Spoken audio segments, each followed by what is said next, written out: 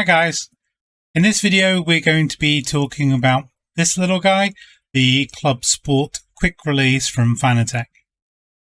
Why you might want to upgrade from the quick release Lite, how to install it, and what the pros and cons of having this installed. The quick release, as you can see on the steering wheel, is your interface between your wheelbase and your wheel itself. And so the better the quick release is, the more stable your connection should be between your wheelbase and your wheel. Fanatec have currently two options when it comes to quick releases. They have the quick release Lite, which comes with the CSL wheels, and then they have the Clubsport quick release. The Clubsport quick release is the one we're looking at today, which is this metal quick release. If using a podium direct drive wheel, the Clubsport quick release will, in some cases, allow you to run a wheel in full torque mode versus low torque. The quick release Lite is a plastic quick release. This is modeled on the WRC rim here. It has a little bit of flex in it, but it does the job solidly for most cases. In the CSL DD, it's supposed to be fine. However, I heard it does flex a little bit and is prone to breaking on that particular wheelbase. For the podium DD wheelbases, it unfortunately can only be used in low torque mode, as we mentioned earlier. And actually, the WRC rim here is one of those rims that will not unlock high torque mode with the Clubsport quick release. So don't go buying the metal quick release for this wheel thinking that you will have better feedback when it comes to running it on a podium DD. So now we've had a brief look at the QR-lite versus the Clubsport QR. Let's have a go at installing this thing on the McLaren rim. This will unlock my torque mode on the McLaren rim, and it'll be something interesting to do. So let's go do that now. We start off by making sure that our wheel is well protected using the packaging material from the McLaren wheel. And then we've got the 4 screws to undo on the original quick release. Shows us how to install the CSQR, which is pretty simple, to be honest. And then we go about unscrewing the 4 screws. Do it opposite corners just to try and release the tension in as much of a uniform way as I can.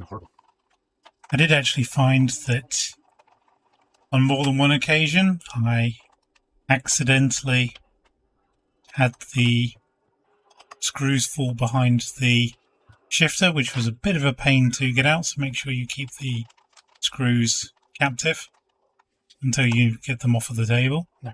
You might have seen when I first installed the McLaren rim that you had to install the quick release at that point. So in the packaging for the Clubsport QR, we have an Allen key and the quick release. Now we don't need to use the Allen key because we already have it, and there are some screws in here as well for mounting. I'm not going to use those either. I'm going to use the ones from the QR-lite. You might notice that the top and bottom are not the same size, so you can only actually install it in one direction, at least on the McLaren rim. And then we just have to screw the 6 screws back in. And that is literally all there is to it. There's nothing complicated about it, no wiring to deal with. You're just taking off one QR surround and replacing it with another. And that's the McLaren rim with a Clubsport QR. So one of the big differences with the Clubsport QR versus the QR-lite is how it attaches to your wheel. With the Clubsport QR, you have a collar that you pull back, and then you release the wheel by pulling it. To reattach the wheel, you line up the collar, you pull back, and you push the wheel on as far as it goes onto the wheelbase. You also have this screw on the podium DD to tighten it up a little further to reduce any flex. With the QR-lite, again, we line up the wheel and slide it on the shaft.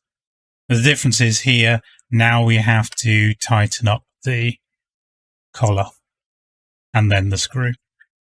With the CSL DD and the belt-driven bases, you don't have this additional screw. You might be able to see here there's quite a bit of flex on the QR-lite, and I imagine that's part of the reason why it is not recommended for use in high torque mode. You still see a little bit of flex with the Clubsport QR. It's just not quite as dramatic as it is with the QR-lite. And I'm hoping that the QR2 will resolve some of that. You don't notice it in driving, but I imagine it's part of the reason why you get a lot of complaints about broken pins. Overall, the Clubsport QR is an improvement over the QR-lite, especially if you're using a podium DD. I'd say if your wheel is high torque capable, then definitely upgrade to quick release, because low torque mode, quite frankly, sucks. If you are using any other Fanatec wheel, then it's a much harder upgrade to justify. At about €100 a pop, this is not cheap for such an upgrade. If you have no problems with the QR-lite, then keep using it, honestly.